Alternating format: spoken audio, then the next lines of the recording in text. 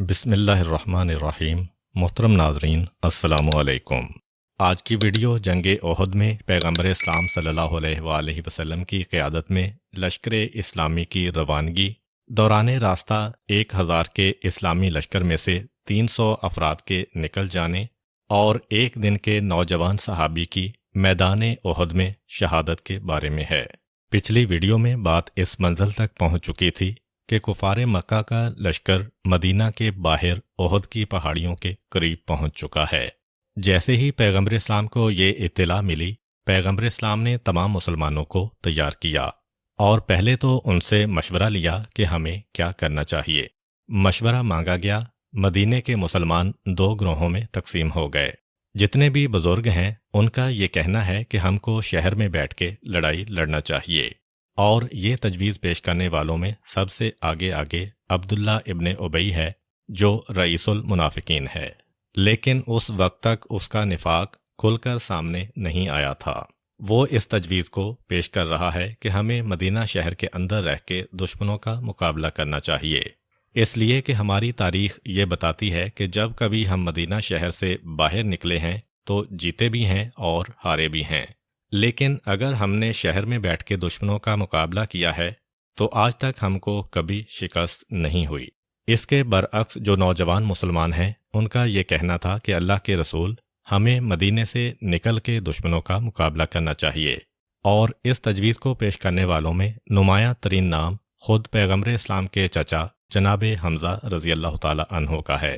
تو نوجوانوں کا اصرار یہ تھا کہ ہمیں شہر سے باہر نکلنا چاہیے۔ پیغمبر اسلام نے دونوں تجاویز کو سنا۔ اس کے بعد فیصلہ تو وہی ہونا ہے جو پیغمبر چاہیں۔ چنانچہ یہ طے پایا کہ آج کا دن گزارو، کل کے دن ہمیں شہر سے نکل کے کفار کا مقابلہ کرنا ہوگا۔ یہ ساری میٹنگ، یہ سارا بحث و مباحثہ جمعرات 5 شوال کو ہوا، یعنی عید الفطر کے 5ویں دن۔ اگلا دن جمعے کا دن تھا۔ پیغمبر اسلام نے نماز جمعہ مسجد نبوی میں ادا کی، اور اس کے بعد مسلمانوں کے لشکر کو لے کے پیغمبر اسلام مدینے سے باہر تشریف لے جا رہے ہیں۔ 1000 کا لشکر ہے، اور پھر پیغمبر اسلام اس کو منظم بھی کر رہے ہیں۔ پرانے زمانے میں فوجیں پہلے سے تیار نہیں ہوتی تھیں، عین وقت پہ سب کو بلایا جاتا تھا، اور اس کے بعد مختلف دستے بنائے جاتے تھے۔ ہر دستے کا ایک سالار مقرر کیا جاتا تھا۔ چنانچہ اس تمام مصروفیت میں مغرب کا وقت آ گیا، اور مسلمان ابھی مدینے سے احد تک نہیں پہنچ پائے، آدھے راستے میں پہنچے تھے۔ پیغمبر اسلام نے دیکھا کہ رات ہو رہی ہے، چنانچہ مسلمانوں کو حکم دیا کہ رات کو ہمیں یہیں ٹھہرنا ہے اور اگلی صبح ہمیں حرکت کرنا ہے۔ پیغمبر اسلام کا حکم آ گیا، لشکر اسلامی وہیں پہ ٹھہر گیا۔ اچانک پیغمبر اسلام کے کان میں ایک شور کی آواز آئی۔ پتہ چلا کہ عبداللہ ابن ابی اپنے ساتھیوں کو لے کے پیغمبر اسلام کے پاس آ رہا ہے، اور اب جو آیا تو ایک دوسری تجویز لے کے آیا۔ اس کی تجویز یہ ہے کہ اللہ کے رسول، یہ جو علاقہ ہے جس سے گزر کے ہم جا رہے ہیں، اس میں یہودیوں کی ایک بہت بڑی تعداد ہے۔ میرے کچھ جاننے والے یہودی اسی علاقے میں رہتے ہیں۔ اگر آپ مجھے اجازت دیں تو میں جا کے ان یہودیوں کو اپنے ساتھ ملا لوں، اور ہم لوگ ایک ساتھ مل کے اس فتنے کا مقابلہ کریں۔ اللہ کے رسول علم غیب کے حامل ہیں، مستقبل کو دیکھتے ہیں، آنے والے حالات ان کے سامنے ہیں۔ عبداللہ ابن ابی کی اس تجویز کو پیغمبر نے بالکل رد کر دیا، اگرچہ پیغمبر اسلام نے ایسا جملہ استعمال نہیں کیا جسے عبداللہ اپنی توہین سمجھے۔ جب آپ کسی کی تجویز کو رد کرتے ہیں، جب آپ کسی کے مشورے کو ٹھکراتے ہیں، تو بعض اوقات ایسا انداز بھی ہو جاتا ہے کہ سامنے والا اپنی توہین محسوس کرے، سامنے والا یہ سمجھے کہ اس کی بے عزتی کی گئی ہے۔ پیغمبر اسلام کو تو معلوم ہے کہ یہ عبداللہ ابن ابی کسی بہانے کی تلاش میں ہے، اور اسے عین وقت پہ مسلمانوں کو دھوکہ دے کے الگ ہو جانا ہے۔ چنانچہ اس تجویز کے جواب میں پیغمبر اسلام نے یہ نہیں کہا کہ میں تمہاری تجویز کو رد کرتا ہوں۔ اللہ کے رسول اپنی جانب سے کسی جھگڑے کو شروع نہیں کرنا چاہتے ہیں۔ یہاں پہ پیغمبر اسلام نے ایک اصول بتا دیا کہ ہم اہل توحید نہ مشرکوں سے مدد لیتے ہیں اور نہ ان کی مدد کیا کرتے ہیں۔ چنانچہ اس سے کہا کہ دیکھو، ہم ایک اللہ کے ماننے والے ہیں، ہمیں ضرورت نہیں ہے کہ ہم مشرکین کا سہارا لیں۔ اس انداز سے پیغمبر نے جواب دیا کہ جتنے بھی سننے والے ہیں، کسی کے ذہن میں ایک لمحے کے لیے بھی یہ نہیں آیا کہ عبداللہ ابن ابی کی توہین ہوئی ہے۔ چنانچہ عبداللہ ابن ابی، جو خاص اسی مقصد کے تحت آیا تھا کہ مجھے کوئی بہانہ ملے، میں جھگڑا کھڑا کروں اور اپنے آپ کو مسلمانوں سے علیحدہ کر لوں، مایوسی کے عالم میں چلا گیا۔ رات کا اندھیرا چھا چکا ہے۔ پیغمبر اسلام نے اپنے ایک صحابی محمد ابن مسلمہ رضی اللہ عنہ کو بلایا۔ 1000 کے لشکر اسلامی میں سے 50 آدمیوں کو ان کے حوالے کیا اور کہا کہ آج رات کی پہرے داری تمہارا فریضہ ہے۔ رات گزر گئی اور اگلا دن آیا۔ اب یہ ہفتے کا دن ہے، 7 شوال 3 ہجری کا دن۔ اسی ایک دن میں احد کی لڑائی شروع ہو کے مکمل ہو گئی۔ پیغمبر اسلام نے صبح سویرے نماز کے فوراً بعد لشکر اسلام کو دشمنوں کی جانب بڑھنے کا حکم دیا۔ عبداللہ ابن ابی، جو رات کو ناکام ہو چکا تھا، اب اس کے پاس کہنے کو کوئی بات نہیں ہے، لیکن بہرحال اسے اختلاف تو پیدا کرنا ہے، اسے مسلمانوں سے الگ تو ہونا ہے۔ ایک مرتبہ پھر وہ آتا ہے پیغمبر کے پاس اور کہتا ہے کہ اے اللہ کے رسول، میں اس بات کو اپنے لیے توہین سمجھ رہا ہوں کہ آپ نے ان نوجوانوں کی بات کو ہماری بات پہ ترجیح دی۔ دیکھیے کہ ایک دن گزر چکا ہے اس بحث و مباحثے کو۔ اگر یہ مسئلہ اٹھانا تھا تو اسی دن اٹھاتا جس دن یہ بحث ہو رہی تھی۔ جمعرات کے دن پیغمبر نے مسجد میں میٹنگ کی اور آج ہفتے کا دن آ گیا ہے۔ تقریباً 2 دن گزر چکے ہیں۔ مسلمان احد کے قریب پہنچ گئے ہیں اور عبداللہ ابن ابی وہ 2 دن پہلے کی بات کو بہانہ بنا کے پیغمبر کے سامنے آیا اور کہا کہ ہم بزرگ ہیں، ہم تجربے کار ہیں، ہم اپنی قوم کے سردار ہیں، ہماری تجویز آپ نے رد کر دی اور بچوں کی تجویز کو آپ نے قبول کر لیا۔ عبداللہ ابن ابی کے ہاتھ میں جب اور کوئی بہانہ نہ آیا تو اسی چیز کو بہانہ بنا لیا۔ کہا کہ ہماری توہین ہوئی ہے، اس لیے ہم واپس جا رہے ہیں۔ ہم ایسے لشکر کے ساتھ مل کے نہیں لڑ سکتے ہیں کہ جو ہماری تجویز تک قبول کرنے کو تیار نہ ہو، جو ہمارے مشورے تک کو ماننے کو تیار نہ ہو۔ ہم اپنی توہین محسوس کر رہے ہیں۔ یہ کہہ کے واپس چلا اور اکیلا نہیں گیا بلکہ اپنے ساتھ 300 ساتھیوں کو مزید لے کے واپس جاتا ہے۔ عبداللہ ابن ابی کے جانے سے اسلامی لشکر جو پہلے ہی بہت مختصر تھا، کہاں 3000 کافروں کے مقابلے میں صرف 1000 مسلمانوں کا لشکر، اور کہاں 300 اور نکل گئے اور صرف 700 مسلمان باقی بچے ہیں جن کو کفار کے مقابلے میں جانا ہے۔ اب لشکر اسلام آگے بڑھ رہا ہے۔ کفار مکہ کو احد کے مقام پر آئے ہوئے 2 دن ہو چکے ہیں۔ وہ جمعرات کو پہنچے تھے اور آج ہفتے کا دن آ گیا ہے۔ چنانچہ مسلمانوں کو جلد از جلد احد کے مقام پر پہنچنا ہے۔ لیکن اب ایک بڑا مسئلہ یہ تھا کہ مدینہ شہر اور احد کے میدان کے درمیان لوگوں کے کھیت اور باغات تھے اور احد تک جانے کا راستہ بہت ہی زیادہ گھوم پھر کے جاتا تھا۔ مسلمان پہلے ہی کافی تاخیر کر چکے ہیں۔ لشکر اسلام کو جلد از جلد احد کے میدان میں پہنچنا ہے۔ اگر عام راستے سے جائیں گے تو بہت دیر لگے گی۔ ایسا نہ ہو کہ اتنی دیر میں کفار مکہ آگے بڑھ آئیں یا احد کے میدان میں کسی ایسی جگہ پہ پڑاؤ ڈالنا پڑے کہ جنگ کے دوران مسلمانوں کو نقصان ہو اور کفار کو فائدہ ہو۔ چنانچہ جتنا جلد مسلمان احد کے میدان میں پہنچ جائیں اتنا ہی اسلام کے حق میں بہتر ہے۔ لیکن کیا کیا جائے؟ عام راستہ جو ہے وہ بہت گھوم پھر کے جاتا ہے۔ ایک چھوٹا راستہ بھی ہے لیکن وہ چھوٹا راستہ عام راستہ نہیں ہے، بلکہ وہ ایک مسلمان جس کا نام مربع ابن قیزی ہے، اس کے کھیتوں میں سے گزر کر جاتا ہے۔ پیغمبر اسلام نے یہ صورتحال دیکھی، اپنے بعض ساتھیوں کو حکم دیا کہ جاؤ اور جا کر ان کھیتوں کے مالک کو بلا کے لاؤ۔ اب یہ کسی یہودی کے کھیت بھی ہو سکتے تھے، لیکن اتفاق سے یہ ایک مسلمان کے کھیت نکلے۔ اس کو بلایا گیا۔ پیغمبر اسلام نے یہ مسئلہ اس کے سامنے رکھا کہ ہمیں جلد از جلد میدان احد میں پہنچنا ہے۔ تمہارے کھیتوں کے درمیان میں سے اگر ہم گزریں تو جلدی پہنچ جائیں گے۔ 1 آدمی 2 آدمی کھیتوں میں سے جائیں تو اتنا نقصان نہیں ہے، لیکن 700 کا لشکر جب جائے گا بہرحال اس کی فصلوں کو کچھ نہ کچھ تو نقصان پہنچے گا۔ اس مسلمان نے جب یہ سنا تو اس کے لیے ایک مسئلہ آ گیا۔ اگر اللہ کے رسول کے حکم کا خیال کرتا ہے تو اس کے کھیت تباہ ہو رہے ہیں، اس کی فصل کا نقصان ہوگا، اسے مالی نقصان برداشت کرنا پڑے گا، اور اگر وہ اسلام کا خیال کرتا ہے تو یہ قربانی اسے دینا چاہیے۔ بس یہی وہ منزل ہے جہاں مومن اور منافق کا فرق پتہ چلتا ہے۔ ویسے تو ہر آدمی اسلام کا نعرہ لگاتا ہے، لیکن یہی آزمائشیں بتاتی ہیں کہ سچا کون ہے اور جھوٹا کون۔ مربے نے سنا، صاف انکار کر دیا۔ کہا، اللہ کے رسول، اتنی محنت کے بعد اب میں انتظار کر رہا تھا، اب میری فصل جب پکنے کے قریب ہے، اتنا بڑا لشکر یہاں سے گزرے گا تو مجھے شدید نقصان برداشت کرنا پڑے گا۔ میں اس کے لیے راضی نہیں ہوں، میں اس کی اجازت دینے کے لیے تیار نہیں ہوں۔ ایک مرتبہ پھر اسے سمجھایا گیا کہ دیکھو تو صحیح، تم اپنے ایک نقصان کی وجہ سے پورے مدینے کو خطرے میں ڈال رہے ہو، پورے اسلام کو خطرے میں ڈال رہے ہو۔ لیکن وہ خود غرض آدمی اپنی بات پہ اڑ گیا۔ اسلام عام حالات میں ایک مسلمان کے حق کا بہت زیادہ خیال رکھتا ہے، لیکن جب یہ دیکھا جائے کہ کوئی انسان اپنے فائدے کی خاطر پورے دین کو نقصان پہنچا رہا ہے تو مسئلہ بدل جاتا ہے۔ عام حالات میں ہر مسلمان کے لیے یہ حکم ہے کہ جب تک کہ کسی جگہ کا مالک راضی نہ ہو، ہم اس کی جگہ کو استعمال نہیں کر سکتے ہیں۔ لیکن جہاں پر مسئلہ پورے اسلام کا ہو جائے، جہاں پہ مسئلہ تمام مسلمانوں کا ہو جائے، وہاں پہ یہ حکم بدل جاتا ہے۔ پیغمبر اسلام جو عام حالت میں حرام قرار دے رہے ہیں، لیکن جب یہ دیکھا کہ یہ آدمی فقط اپنی فصلوں کو بچانے کے لیے پورے اسلام کا نقصان کروانے کو تیار ہے، اس کی نگاہ میں اس کے کھیت زیادہ اہم ہیں، اسلام اہم نہیں ہے۔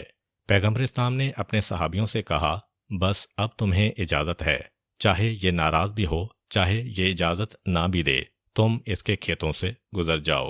لشکر اسلام حکم رسول پاتے ہی ان کھیتوں میں سے گزرنے لگا۔ کھیتوں کے مالک نے دیکھا تو ایک ہنگامہ کھڑا کر دیا، یہاں تک کہ پیغمبر اسلام کی شان میں گستاخی کرنے لگا۔ اب پیغمبر کے ساتھ عام مسلمان نہیں ہیں، یہ سب مسلح مسلمان ہیں، ہر ایک کے پاس ہتھیار ہے۔ جب پیغمبر کی شان میں گستاخی دیکھی، مسلمانوں کا خون کھول اٹھا۔ بعض نوجوانوں نے تلوار نکال لی، کہا، اللہ کے رسول، ہم ابو سفیان کے لشکر سے تو بعد میں نپٹیں گے، پہلے اس گستاخ کا خاتمہ کیوں نہ کر دیں، جو اپنے آپ کو مسلمان بھی کہہ رہا ہے اور آپ کی شان میں گستاخی بھی کر رہا ہے۔ پیغمبر اسلام نے کہا کہ نہیں، جتنا حکم اسلام ہے اسی کے دائرے میں تمہیں رہنا ہے۔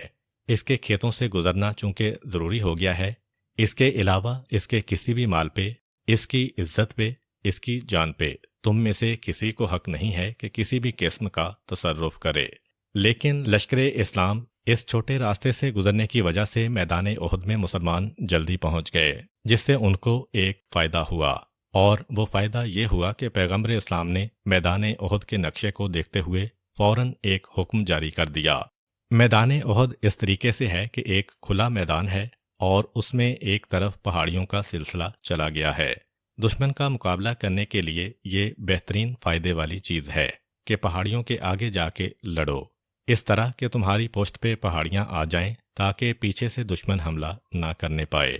لیکن احد کی پہاڑیوں میں فقط ایک مسئلہ تھا کہ پہاڑیوں کے درمیان ایک درہ تھا، ایک چھوٹا سا راستہ تھا جس سے دشمن گزر کے آ سکتا تھا۔ پیغمبر اسلام نے اپنے ایک صحابی عبداللہ ابن جبیر رضی اللہ عنہ کو بلایا اور ساتھ 50 تیر انداز ان کو دیے اور حکم دیا کہ چاہے دشمن کا لشکر شکست کھا کے بھاگے، چاہے ہم شکست کھا کے پیچھے ہٹیں، تمہیں یہاں سے قدم نہیں ہٹانا ہے۔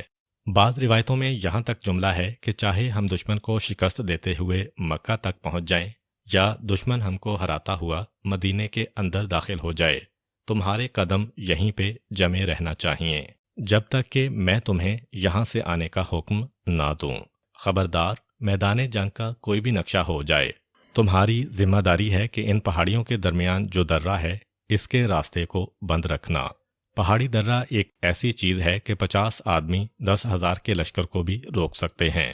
پیغمبر اسلام نے یہ 50 تیر انداز یہاں پہ بھیجے اور پھر اپنی فوج کی صفوں کو ترتیب دینا شروع کر دیا۔ اب احد کی لڑائی بالکل شروع ہونے والی ہے۔ پیغمبر اسلام نے لشکر کا بڑا علم جسے رایت کہا جاتا ہے، وہ حسب روایت حضرت علی کرم اللہ وجہہ کو عطا کیا، اور ایک چھوٹا علم جسے لوا کہا جاتا ہے اپنے قریبی صحابی جناب مصعب ابن عمیر رضی اللہ عنہ کو دیا۔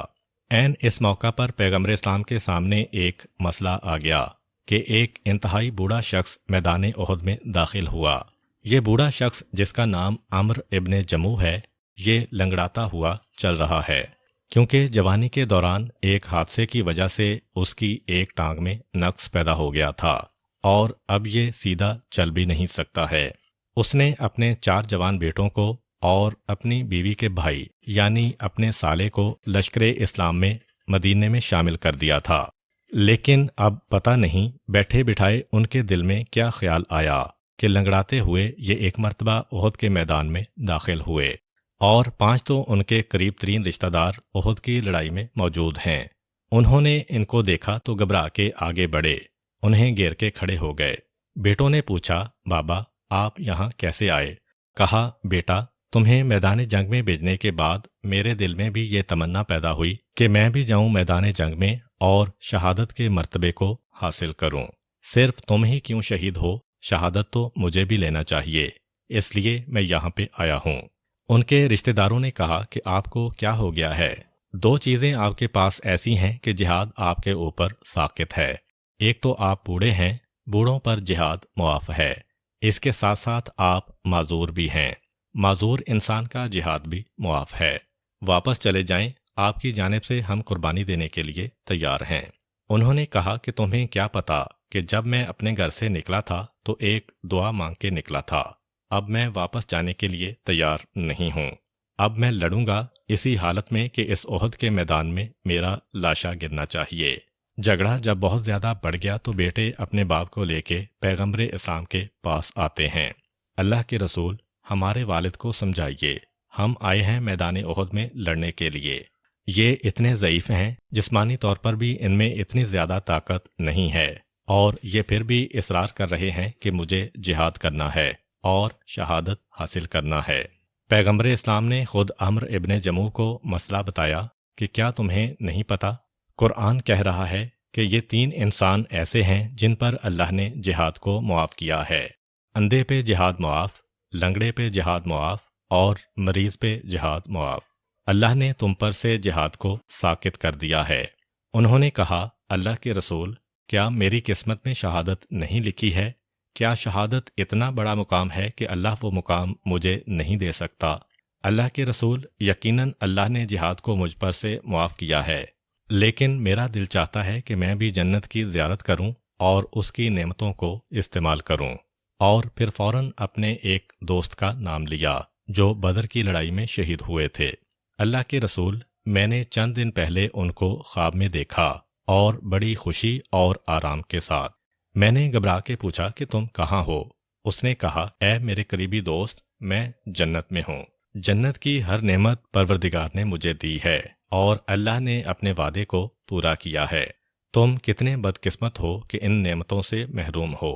اللہ کے رسول، میں یہ چاہتا ہوں کہ اپنی بدقسمتی کو خوش قسمتی میں تبدیل کروں۔ پیغمبر اسلام نے ان کے بیٹوں سے کہا، چھوڑ دو اپنے باپ کو، اس کا اتنا جذبہ ہے اور جو اس طرح سے میدان میں لڑنے کے لیے آیا ہے، اب اسے کچھ نہ کہو اور اسے میدان میں جانے دو۔ چنانچہ یہ میدان میں داخل ہوئے، لنگڑا اور بوڑھا انسان جس سے تلوار بھی نہ اٹھائی جائے۔ چنانچہ ان کا مقصد جنگ کرنا نہیں تھا، ان کا مقصد صرف اللہ کی راہ میں مرنا تھا۔ شہید ہو گئے اور مرتبہ شہادت کو حاصل کر لیا۔ اور پھر جب احد کی لڑائی کے اختتام کے بعد مدینے سے لوگ آئے تھے اپنے شہیدوں کے لاشیں اٹھانے کے لیے، تو ان کی بیوی اور ان کی بہن اور وہ رشتہ دار جو مدینے میں رہ گئے تھے وہ بھی آئے تھے احد کے میدان میں کہ دیکھیں تو صحیح کہ ہمارے خاندان کے سربراہ پہ کیا گزری۔ پتہ چلا کہ عمرو ابن جموح رضی اللہ تعالی عنہ بھی شہید ہونے والوں میں شامل ہیں۔ چنانچہ ان کی بیوی نے اور ان کے باقی رشتہ داروں نے ایک اونٹ کے اوپر ان کی میت کو رکھا اور اونٹ کو لے کے چلے۔ جیسے ہی یہ اونٹ اس جگہ پہنچا جہاں احد کا میدان ختم ہوتا تھا، وہاں پر یہ اونٹ رک گیا۔ صرف رکا ہی نہیں بلکہ الٹا چلنے لگا۔ اب ایک عجیب منظر ہے کہ ان کے گھر والے اونٹ کو مدینے کی جانب لے جا رہے ہیں۔ اونٹ احد کے میدان میں تو حرکت کرتا ہے، لیکن جہاں احد کی سرحد آتی ہے وہاں پہ ایک مرتبہ یہ کھڑا ہو جاتا ہے، اور مزید اسے آگے کھینچا جائے مدینے کی طرف تو وہ پیچھے ہٹنے لگتا ہے۔ کئی مرتبہ یہ واقعہ پیش آیا، یہاں تک کہ رشتہ دار گھبرا گئے خود ان کی بیوی پیغمبر اسلام کی خدمت میں آئیں اسی احد کے میدان میں، جب پیغمبر اسلام شہداء کی لاشوں کو دفن کروا رہے تھے۔ جس کے رشتہ دار اپنے شہید کا لاشا مدینے لے جانا چاہتے تھے، پیغمبر ان کو اجازت دے رہے تھے۔ جن کے رشتہ دار احد کے میدان میں دفن کروانا چاہتے تھے لاشوں کو، پیغمبر اپنی نگرانی میں لاشوں کو دفن کروا رہے ہیں۔ تو ان کی بیوی آئی، کہا اللہ کے رسول، ایک عجیب منظر ہم نے دیکھا ہے۔ ہمارے گھر کا پلا اونٹ آج تک اس نے کسی سرکشی کا مظاہرہ نہیں کیا ہے، مگر آج سمجھ میں نہیں آتا ہے کہ احد کے میدان میں اس اونٹ کو حرکت دیتے ہیں تو یہ حرکت کرتا ہے، جب اسے احد کے میدان سے باہر لے جانا چاہتے ہیں تو وہیں پہ رک جاتا ہے اور پیچھے ہٹنے لگتا ہے۔ اس کا سبب کیا ہے؟ پیغمبر اسلام نے کہا کہ یہ تو بتاؤ کہ جب تمہارا شوہر گھر سے نکل کے یہاں آ رہا تھا تو کیا اس کی زبان پہ کوئی دعا تھی؟ کہا کہ ہاں اللہ کے رسول، جب میرا شوہر گھر سے چلا تو میں نے بھی اس کو بہت روکا کہ تمہارے 4 بیٹے گئے ہوئے ہیں، میرا سگا بھائی کیا ہوا ہے؟ ہمارا خاندان اتنی قربانی دے رہا ہے، تمہیں تو پیغمبر اسلام نے معاف بھی کیا ہے، جہاد کے میدان میں حاضری ساقط ہے، لیکن میرا شوہر یہ کہتے ہوئے گھر سے نکلا کہ پروردگارا آج مجھے شہادت نصیب فرما، اور پروردگار مجھے میرے گھر والوں کی طرف واپس نہ بھیجنا، میں اپنے گھر والوں کی جانب واپس نہ آنے پاؤں۔ پیغمبر اسلام نے فرمایا اللہ نے اپنے اس نیک بندے کی 2 دعاؤں کو قبول فرمایا ہے، شہادت بھی اس کو دی ہے، اور چونکہ یہ دعا مانگ کے گئے تھے کہ واپس ان کو اپنے گھر کی طرف نہیں آنا ہے، اس لیے تم جو کچھ بھی کوشش کر لو یہ اونٹ احد کے میدان کو نہیں چھوڑے گا، ان کا لاشا یہیں پہ دفن کرنا ہوگا۔ یہ ان کی دعا کی قبولیت تھی۔ اور اس کے بعد پیغمبر نے ان کے لاشے کو جناب جابر ابن عبداللہ انصاری کے والد جناب عبداللہ رضی اللہ عنہ کے ساتھ ایک ہی قبر میں دفن کیا۔ شہیدوں کے لاشوں کے لیے تو عام طور پر ایک ہی قبر تیار کی جاتی تھی، لیکن یہ دونوں عظیم صحابی الگ سے ایک ہی قبر میں دفن ہوئے تھے۔ یہ واقعہ 3 ہجری میں پیش آیا، اور اس واقعے کے 40 سال بعد ایک مرتبہ مدینے میں انتہائی زوردار بارش ہوئی۔ احد کی پہاڑیوں سے جو پانی بہہ کے نیچے آیا تو جو شہیدوں کی قبریں تھیں ان قبروں کو اس پانی نے خراب کرنا شروع کیا۔ مدینے کے اندر جس شہید کے خاندان والے اب تک زندہ تھے وہ لوگ دوڑ کے آئے اور قبروں کو صحیح کرنے لگے۔ جابر ابن عبداللہ انصاری رضی اللہ عنہ بھی اس وقت زندہ تھے۔ جابر بھی اپنے والد کی قبر کی حالت دیکھنے کے لیے آئے تو دیکھا کہ پانی کے بہنے کی وجہ سے ان کے والد کی قبر بھی کھل گئی ہے۔ والد کی قبر کھلی اور والد کی میت کے ساتھ عمرو ابن جموح رضی اللہ عنہ کی میت بھی ہے، اور دونوں اتنے آرام کے ساتھ قبر میں لیٹے ہیں کہ جابر کہتے ہیں کہ ان کا کفن تک میلا نہیں ہوا، اور مجھے ایسا لگا کہ جیسے میرے والد اپنے سونے کے کمرے میں آرام کر رہے ہیں۔ اور کیفیت یہ ہے کہ جابر کے والد کو نیزے کا ایک زخم لگا تھا، اور شہادت سے کچھ پہلے جابر کے والد نے زخم کے اوپر ہاتھ رکھا تھا خون روکنے کے لیے، اسی حالت میں شہید ہو گئے، ہاتھ اسی طرح سے زخم پر تھا۔ پیغمبر اسلام نے اسی حالت میں ان کو دفن بھی کروا دیا۔ 46 سال کے بعد آج جب جابر نے غور سے دیکھا اپنے والد کو تو جابر نے یہ چاہا کہ اپنے والد کے ہاتھ کو ان کی پیشانی سے ہٹا دیں جہاں پہ زخم تھا اور جس کے اوپر یہ ہاتھ ہے، اور جس طرح کے طریقہ ہے کہ ہاتھ کو لمبا کر کے میت کے ساتھ لگایا جاتا ہے۔ لیکن جیسے ہی جابر نے اپنے والد کے ہاتھ کو پیشانی سے ہٹایا تو ان کے زخم سے تازہ خون دوبارہ جاری ہو گیا، اور فوراً مسلمانوں نے کہا کہ اے جابر یہ کیا کر رہے ہو، اپنے والد کے ہاتھ کو وہیں رکھو۔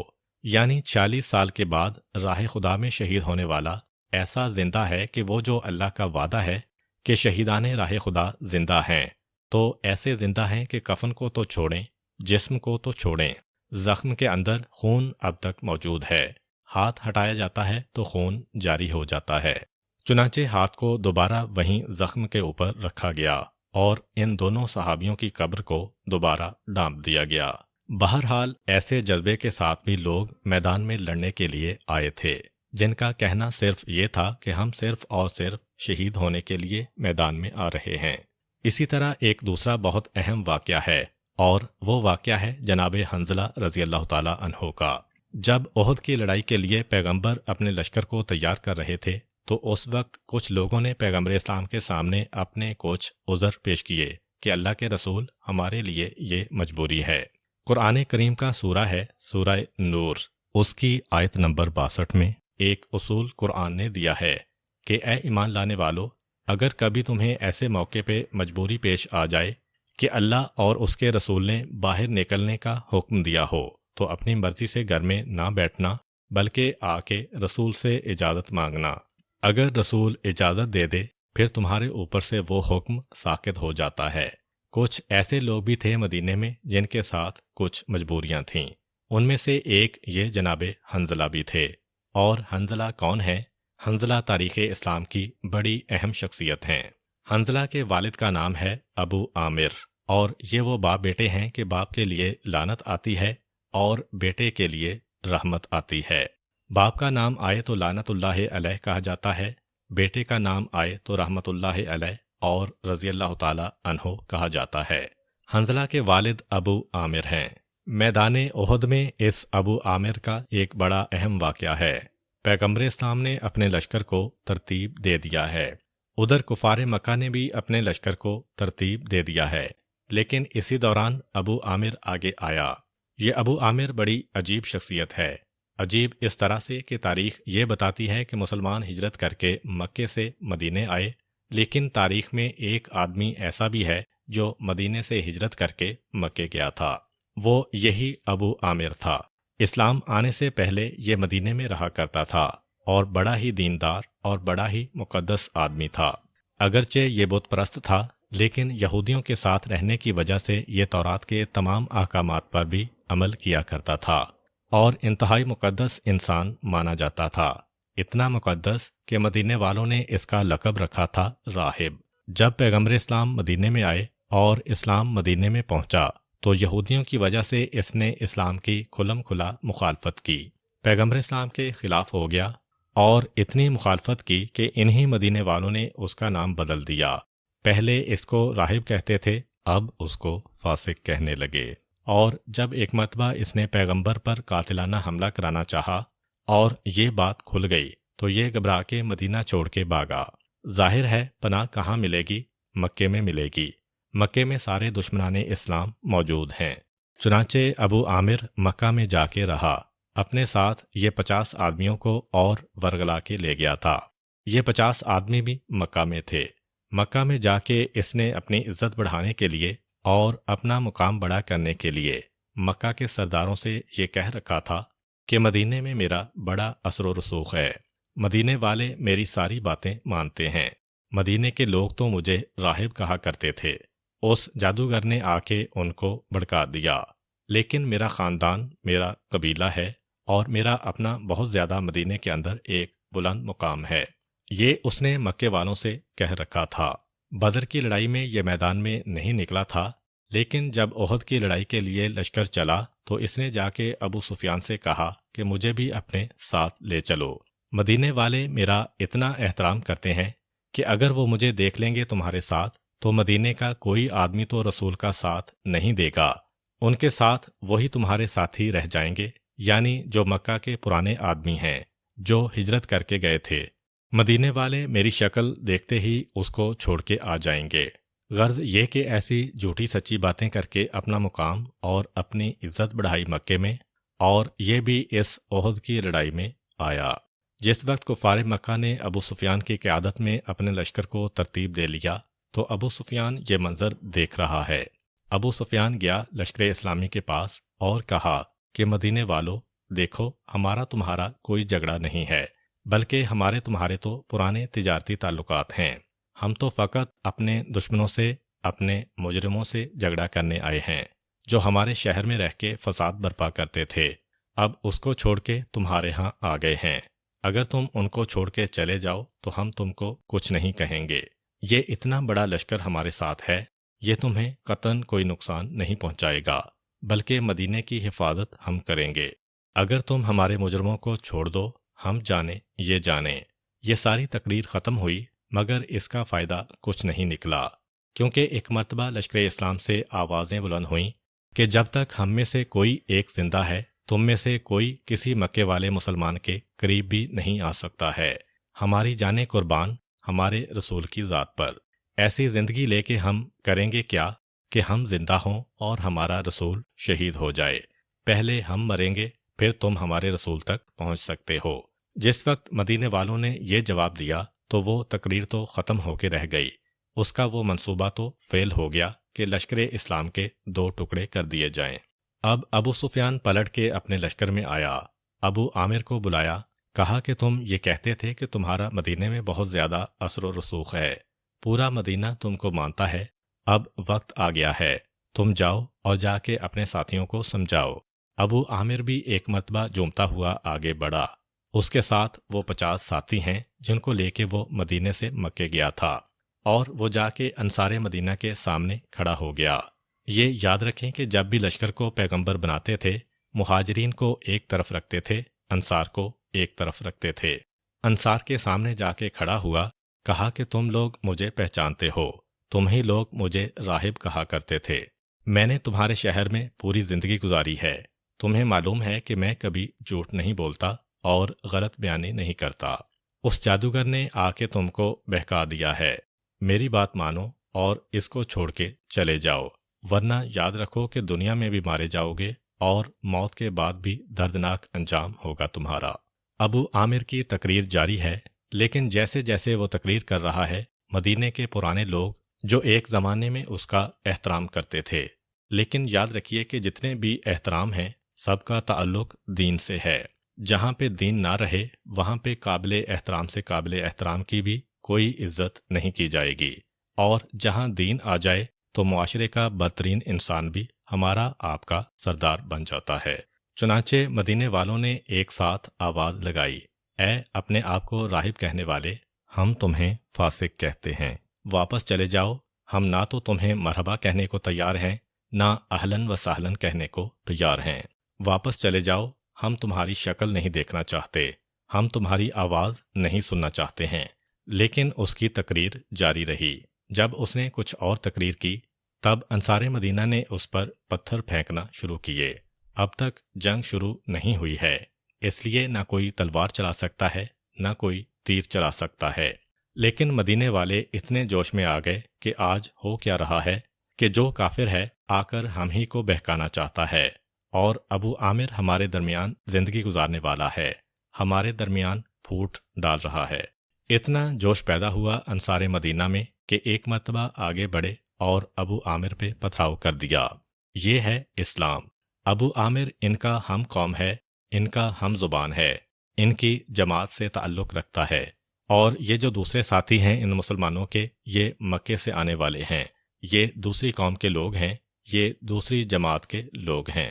لیکن جہاں دین آتا ہے وہاں قومیت سب سے پہلے ختم ہوتی ہے، جہاں دین آتا ہے وہاں تعصب کو سب سے پہلے مارا جاتا ہے۔ چنانچہ انصار مدینہ اپنے ہم قوم پہ پتھراؤ کر رہے ہیں، اور جو غیر قوم کا ہے لیکن چونکہ مسلمان ہیں اس کے تحفظ کے لیے اپنی جانوں کو قربان کر رہے ہیں۔ یہ ہے اصل دین۔ بس ایک مرتبہ پتھراؤ شروع ہوا، ابو عامر گھبرا کے بھاگا، اپنے لشکر میں جا کے چھپ گیا۔ تاریخ کہتی ہے کہ یہ جا کے چھپا ہے، ابھی مرا نہیں ہے، آگے چل کے مسلمانوں کے درمیان یہ ایک اور فتنہ پیدا کرے گا۔ آج سے کئی سالوں کے بعد مدینہ میں ایک مسجد زرار بنائی گئی تھی، جس کا مقصد تھا مسلمانوں کو 2 حصوں میں تقسیم کرنا۔ وہ یہی ابو عامر ہے جس کے کہنے پہ مسجد زرار بعد میں بنی تھی۔ اتنا بدترین انسان جو مکے والوں کے لشکر میں شامل ہوا ہے اور مدینے کے مسلمانوں کو 2 حصوں میں تقسیم کرنا چاہتا ہے، یہ ابو عامر ہے۔ اور اس سے پہلے آپ نے ایک اور بدترین انسان کا نام سنا تھا، عبداللہ ابن ابی۔ وہ مدینے کا رہنے والا ہے، عین وقت پہ مسلمانوں کو دھوکہ دے کے چلا گیا ہے۔ اب یہ 2 بدترین افراد آپ کے سامنے آ رہے ہیں۔ ایک وہ جو مدینے میں رہا لیکن اس نے مسلمانوں کی پیٹھ میں گویا خنجر گھونپا، اس نے عین وقت پہ مسلمانوں کو دھوکہ دے کے پریشان کیا۔ دوسرا وہ جو کفار مکہ کے ساتھ مل کے آیا ہے اور مدینے کے مسلمانوں کو قومیت کے نام پہ 2 ٹکڑے کرنا چاہتا ہے۔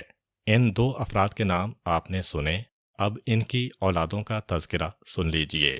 ابو عامر کا ایک بیٹا تھا جس کا نام ہے حنظلہ۔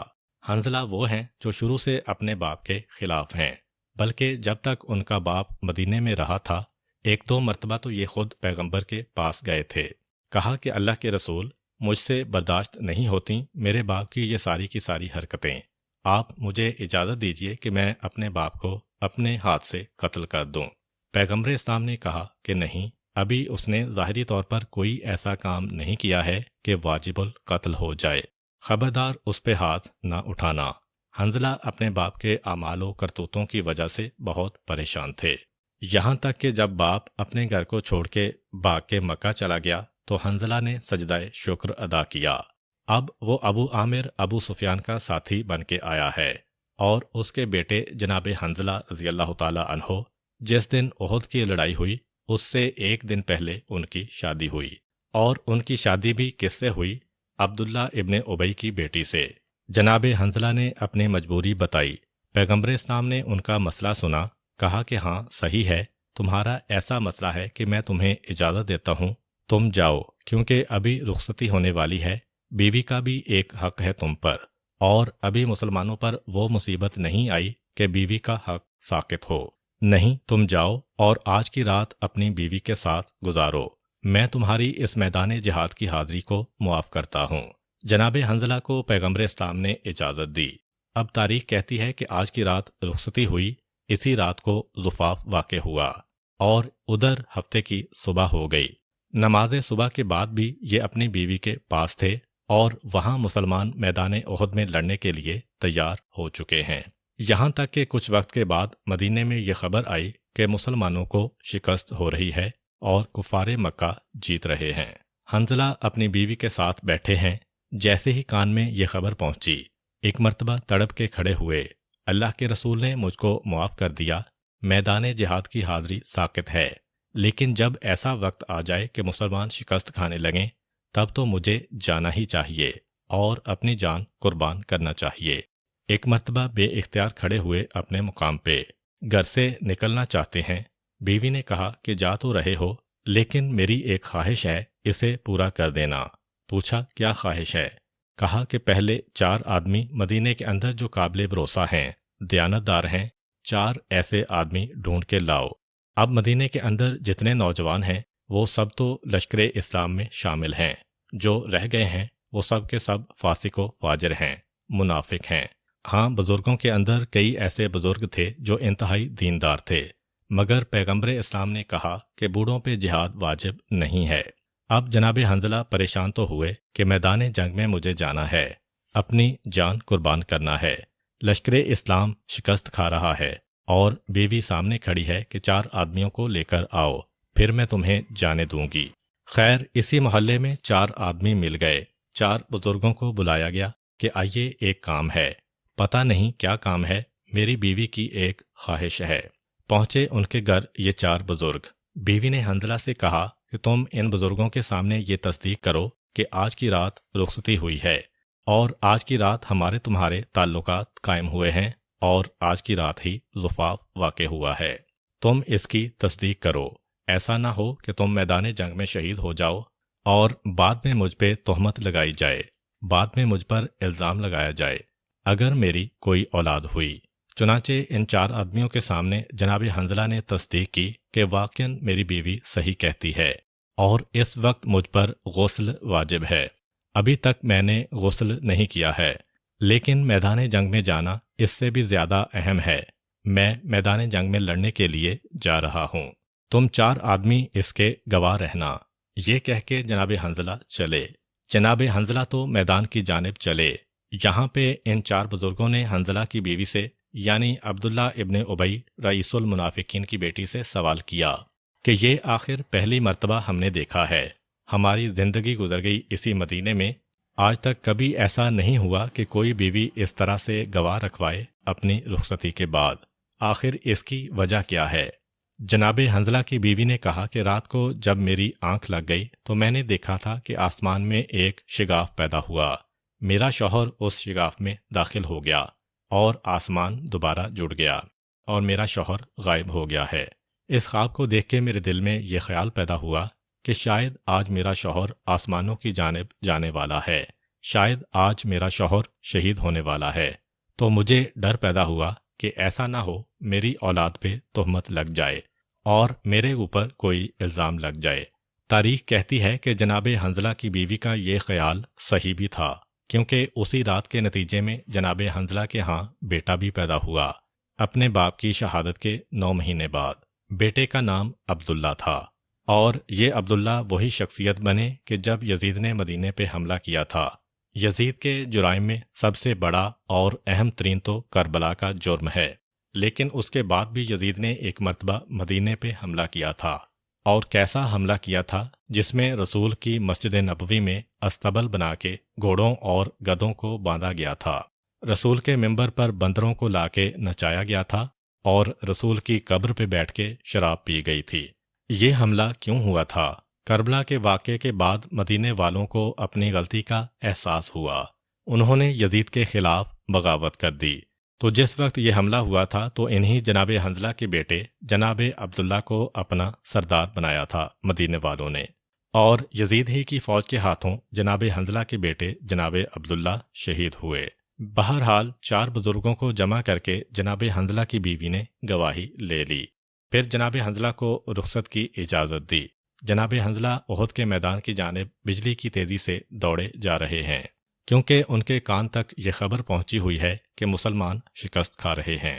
میدان احد میں داخل ہوئے، اور سب سے پہلے ان کی نگاہ سردار لشکر مکہ ابو سفیان پہ پڑ گئی۔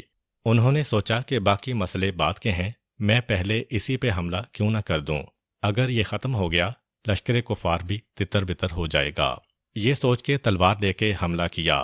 جیسے ہی ابو سفیان نے حنظلہ کو آتے ہوئے دیکھا تو ایک مرتبہ فریاد کی کہ اے میرے ساتھیو، میری مدد کو آؤ۔ چاروں طرف سے ایک ہجوم اس کو گھیر کے کھڑا ہو گیا۔ جناب حنظلہ کے لیے لڑنا مشکل ہو گیا، لیکن اس حالت میں بھی تلوار چلا رہے ہیں۔ ایک کافر نے پیچھے سے آ کے جناب حنظلہ کے پہلو میں اتنی قوت سے نیزہ مارا کہ ایک پہلو میں یہ نیزہ داخل ہوا اور دوسرے پہلو سے نکل گیا۔ جناب حنظلہ زمین پہ گرے، مگر گرتے گرتے بھی وہ جوش کہ نیزہ مارنے والے کی گردن کو اپنی تلوار سے جدا کیا۔ اسی میدان احد میں شہادت پائی۔ تاریخ کہتی ہے کہ جب شام کا وقت آیا اس میدان کا اور احد کی لڑائی اختتام کو پہنچی، تو پیغمبر اسلام نے بعض صحابیوں کا نام لیا اور کہا کہ جا کے ان کے لاشیں لے کے آؤ۔ اس وقت ایک مرتبہ پیغمبر نے کہا کہ تم میں سے کسی نے حنظلہ کا لاشا دیکھا ہے؟ سوال کیا صحابہ نے کہ اللہ کے رسول، آپ یہ سوال کیوں کر رہے ہیں؟ کہا کہ میں نے ابھی ابھی دیکھا ہے، آسمان کے فرشتے سونے کے برتنوں میں جنت کی کوثر کا پانی لے کے آ رہے ہیں، اور جب میں نے پوچھا کہ یہ پانی کیوں آ رہا ہے تو مجھے بتایا گیا کہ آپ کے شہید ہونے والوں میں ایک ایسا شہید بھی ہے کہ جس پر غسل واجب تھا، اور اس نے اس حالت میں شہادت کو پایا ہے، ہم اس کو غسل دینے کے لیے آ رہے ہیں۔ وہ فرشتے جو جنت کی حوض کوثر کا پانی لے کر آئے ہیں، وہ ابھی ابھی غسل دے کے واپس جا رہے تھے، تو جا کے دیکھو تو صحیح حنظلہ کا لاشا کہاں ہے۔ اصحاب رسول حنظلہ کے لاشے کی تلاش میں چلے۔ ایک صحابی کہتے ہیں کہ جب حنظلہ کا لاشا ہم کو ملا تو ہم نے دیکھا کہ واقعاً ان کے بالوں میں سے پانی ٹپک رہا ہے، اور ایسا لگ رہا ہے کہ جیسے ابھی ابھی کوئی ان کو غسل دے کے گیا ہے۔ اسی وجہ سے جناب حنظلہ کا لقب ہی غسیل الملائکہ ہے، یعنی وہ شہید جسے فرشتوں نے آ کے غسل دیا ہے۔ اور جناب حنظلہ کا لقب وہ ہے کہ ان کی پوری نسل میں یہ چلتا رہا ہے۔ اکثر ان کی اولاد فخر کرتی تھی کہ ہم اس خاندان سے ہیں جس میں غسیل الملائکہ گزرے ہیں۔ لیکن یہ حنظلہ کون؟ عبداللہ ابن ابی کے داماد، وہ عبداللہ ابن ابی جو عین وقت پر مسلمانوں کو دھوکہ دے کے گیا۔ اس کی بیٹی کا کردار بھی آپ نے دیکھا۔ اور کون ہے حنظلہ؟ ابو عامر کے بیٹے ہیں۔ وہ ابو عامر جو سب سے پہلے میدان احد میں مسلمانوں کے لشکر کو تقسیم کرنے کے لیے آتا ہے، اور ایسی زہریلی تقریر کرتا ہے کہ مسلمانوں میں مقامی اور غیر مقامی کا تعصب پیدا ہو جائے، باپ ایسا اور بیٹا ایسا۔ بہرحال یہی وہ مرحلہ ہے کہ جہاں پہ اسلام قربانی مانگتا ہے۔ کبھی بیٹی کو دین کی خاطر باپ کو چھوڑنا پڑتا ہے، کبھی بیٹے کو دین کی خاطر اپنے باپ کو خدا حافظ کہنا پڑتا ہے۔ یہ بہت مشکل مرحلہ ہوتا ہے کہ ایک طرف اتنی بڑی قربانی باپ اور ماں کو ترک کر دینا، دوسری طرف اسلام۔ اگر جھوٹا مسلمان ہے وہ رشتہ داری کو دین پر ترجیح دے گا، اگر سچا مسلمان ہے وہ دین کی خاطر ہر رشتہ داری کو ٹھکرا دے گا۔ मैदान ओहद में इसके कई वाक़यात हमारे सामने आए। अबू आमिर का खिताब ख़त्म हुआ मगर उसका मंसूबा नाकाम हुआ और उसको भागना पड़ा। उसके भागने के बाद अबू सुफियान ने जिसको अलमदार बनाया था, लश्कर का वो शख्स आगे आया जिसका नाम तलहा था, और उस तलहा ने आगे आने के बाद एक मर्तबा बड़ी जहरीली तकरीर की। उसकी तकरीर को तमाम उलमा ने अपनी किताबों में लिखा है। उसका ताल्लुक एक ख़ास ख़ानदान से है जिसका नाम था बनु अब्दुद्दार। इस ख़ानदान के लोग इस बात में बहुत मशहूर थे कि अगर इनके हाथ में परचम दे दो तो ये मर जाएंगे, लेकिन अपनी ज़िंदगी में परचम नहीं गिरने देंगे। तो अबू सुफियान ने ख़ास तौर पर एक नारा बुलंद किया कि बदर की लड़ाई में हमने जो शिकस्त खाई है उसमें ज़्यादा कसूर हमारे अलमबरदारों का है जिनके हाथ में परचम था। उन्होंने हमको धोखा दिया। 4-5 सरदार मरे, वो झंडा फेंक के भाग खड़े हुए। चुनाचे उन्हें देखकर पूरा लश्कर भाग उठा। आज के दिन हम ऐसे आदमी को परचम देंगे अपने लश्कर का कि वो कभी भी मैदान से ना भागे। वो मर जाएगा लेकिन कभी परचम नहीं गिरने देगा। ये कह के इस खास खानदान के फर्द तलहा को बुलाया और कहा कि ये परचम तुम्हारे हवाले है। उधर पैगम्बर इस्लाम ने भी एक छोटा झंडा जनाब मुसब इब्न उमैर रज़ी अल्लाह अन्हु को दिया था। मुसब इब्न उमैर का ताल्लुक भी इसी खानदान से है, गालिबन इसीलिए कि अगर तुम अपनी तरफ से अब्दुद्दार के ख़ानदान को लेके आए हो तो हमारा भी एक झंडा इसी ख़ानदान के आदमी के हाथ में होगा। अब कुफार मक्का का झंडा भी बनु अब्दुद्दार के हाथ में और मुसलमानों का एक झंडा भी इसी ख़ानदान के हाथ में। तलहा जो अलमदार है कुफार मक्का का, झंडा लेके बाहर आया और कहा कि ए मुसलमानों, तुम्हारा तो ये अकीदा है कि जो मुसलमान हमारी तलवार से मारा जाए वो सीधा जन्नत में जाता है, और जो मुसलमान हमको मार दे तो हम सीधा जहन्नुम में जाते हैं। तो है कोई तुम में ऐसा इंसान जो मेरी तलवार से मर के जन्नत में जाए या अपनी तलवार से मुझे मार के दोज़ख में भेज दे। ये तकरीर कर रहा है, इंतहाई तंज़िया तकरीर। हज़रत अली करमल्लाहु वजहो ये बर्दाश्त ना कर सके। अगरचे पैगम्बर इस्लाम का आमतौर पर तरीक़ाकार यही होता है कि अली को सबसे आखिर में इजाज़त दी जाती है ताकि किसी मुसलमान को ये कहने का मौका ना मिले कि तैयार तो हम भी थे लेकिन हमसे पहले अली चले गए। लेकिन उस वक्त ये तकरीर सुनी तलहा की तो हज़रत अली आगे बढ़े और पैगम्बर इस्लाम से कहा कि अल्लाह के रसूल, मुझे इजाज़त दीजिए कि मैं जाऊं और इसकी ज़ुबान को मुनक़ता करूं। पैगम्बर इस्लाम ने कहा कि ए अली, तुम्हें इजाज़त है। वहाँ से अलमदार निकला है, अब यहाँ से भी अलमदार जाएगा। हज़रत अली मैदान में आते हैं। जैसे ही तलहा ने जनाब अली को देखा तो कहा, या कसम, तुम आ गए मैदान जंग में। ये कसम हज़रत अली के अलकाबात में से नहीं है, लेकिन ये लफ्ज़ कुफार मक्का के दरमियान हज़रत अली के लिए मशहूर था। वो हज़रत अली को कसम कह के पुकारा करते थे। इसकी वजह यह थी कि जब पैगम्बर इस्लाम ने एलानिया तबलीग रिसालत शुरू कर दी तो अब जो अरब के बूढ़े और नौजवान हैं वो तो पैगम्बर इस्लाम के करीब भी नहीं आते हैं, क्योंकि उनको पता है कि अगर हमने रसूल पे कोई हमला किया तो इसके नतीजे में अबू तालिब भी आ जाएंगे, ख़ानदान बनु हाशिम भी आ जाएगा, उनका मुकाबला मुमकिन नहीं है। तो अब उनके पास दो ही तरीके हैं, या तो अपनी औरतों से कहें कि जब ये रसूल गुजरें तो उनके ऊपर कूड़ा करकट फेंको, क्योंकि मालूम है कि औरतों का मुकाबला करने के लिए ख़ानदान बनी हाशिम बाहर नहीं आएगा, और या फिर अपने बच्चों से कह रखा था कि जहाँ से रसूल गुजरें उन पे पथराव करो। बहरहाल औरतों का मसला तो वाक़ई ऐसा था कि किसी ने मुकाबला किया ही नहीं। लेकिन जब बच्चों ने पैगम्बर इस्लाम को ज़ख्मी करना शुरू किया तो एक मरतबा हज़रत अली ने यह मंजर देखा। कहा, अल्लाह के रसूल, ये आपकी क्या हालत है?